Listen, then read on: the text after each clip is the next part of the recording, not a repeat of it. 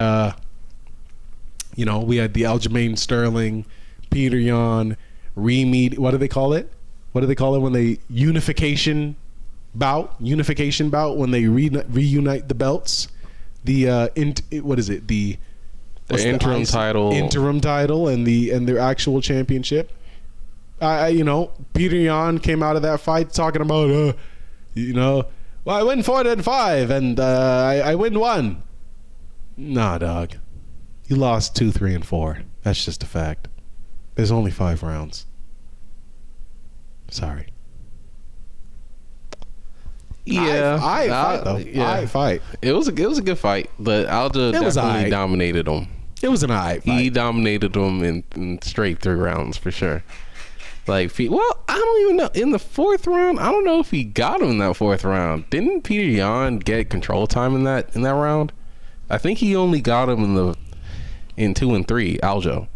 Was it not the 5th round that he got the control? I thought the 4th round Aljo actually had the back as well.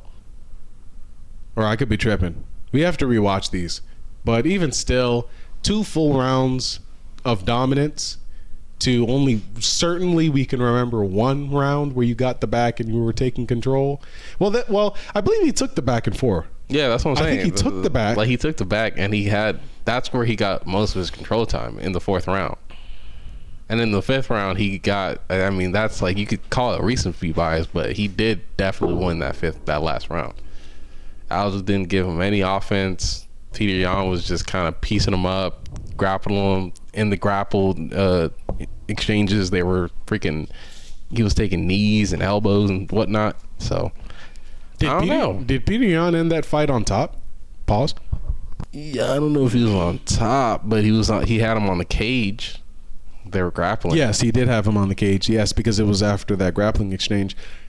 You could make an argument for round 5 going to Peter Yan. Yeah, I see that. I would have to rewatch it though, just to be certain. But yeah, I could see that. But robbed? But no. Was he robbed? Was Peter Yan robbed? No. It was close enough, and honestly, enough evidence for Aljamain where I looked at it and I went, okay. I mean, it's not the most dominant win. It wasn't you didn't beat him up, but you definitely imposed dominance for a couple. And I think, when Aljamain did start to slip rounds, let's say 4 and 5, not an excuse, but you're starting to slip in your energy levels. Plus, you're being stopped. So if this was a jiu-jitsu match where you weren't stopped and that body triangle was able to just go on prolonged, you're probably in trouble there, Peter Yan. You're not getting out of that body triangle then. You get what I'm saying? If it was, if you kind of judge it on the basis of it was a quote unquote real fight, where there's no limits. Yes. Definitely, if there's no time limit or anything like that, no, it's just straight. But if there was no limits, really, Peter Yan would have just been kneeing that nigga in the head. Let's keep it true. Because he had a few opportunities to do it too. Let's keep it in the fight. Aljo was just around, or I don't know. Well, he was just caught in that position just a few times. It was just weird because he was just. Everyone in the crowd would always have a reaction to it, but because it's what I'm saying. The last fight, that's how it ended, and Aljo was in that position in the second fight at least 3 or 4 times, just straight on his knees, just looking up at Peter Yan, oh shit, just almost as if he was waiting for the knee.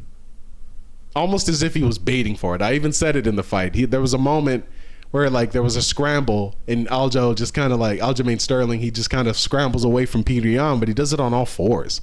And it was a natural human motion, in the moment. I don't want to say that he did it on purpose, it was a conspiracy, but it was just funny. It's just okay. And like Nigel said, yeah, the crowd reacted when he did that too. When Aljamain started to crawl away on all 4s, it's about to be another knee. And I think what was also funny was the fact that Peter Yan went for Peter Yan does this. He's very athletic. He's very explosive. But he also went for many legal knees in this fight. He did not hold back on any of the... He made sure to make that a part of his game plan. He did a couple of those jumping Muay Thai clinch knees. He did... some knees in the clinch.